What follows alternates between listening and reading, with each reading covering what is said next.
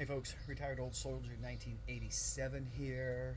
I guess we're up to AIT phase 2, the clinical portion. As I told you, phase 1, the didactic was at Fort Sam Houston, Texas, in San Antonio. Phase 2, I went to Walter Reed Army Medical Center in Washington D.C. It was a nice enough place. I don't remember a whole lot about it. I remember they had 16 operating rooms. I remember Washington D.C. Even though it was 1987 and the legal drinking age was 21, I could still use my military ID to go to the bars and get a drink. I don't know if it was because they couldn't find the date of birth on my ID, or if they just thought, shoot, he's in the military, he deserves to be able to drink a beer even though he's not 21. I'm not sure, but that part of it was pretty cool. I do remember this one story.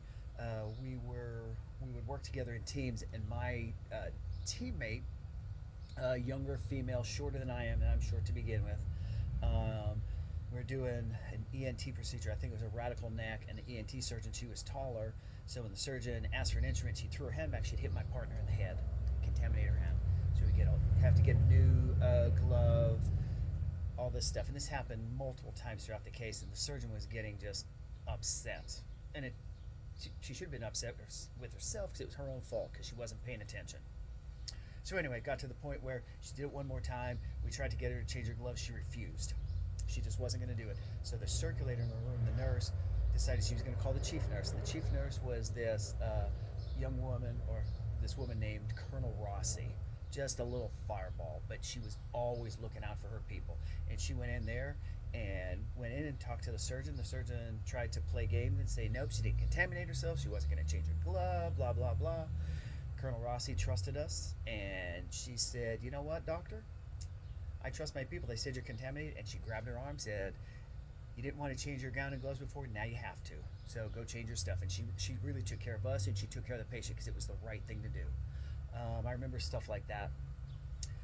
Other than that, that's really it. I learned at that point that I was going to be going to Fort Benjamin Harrison, Indiana as my first duty station.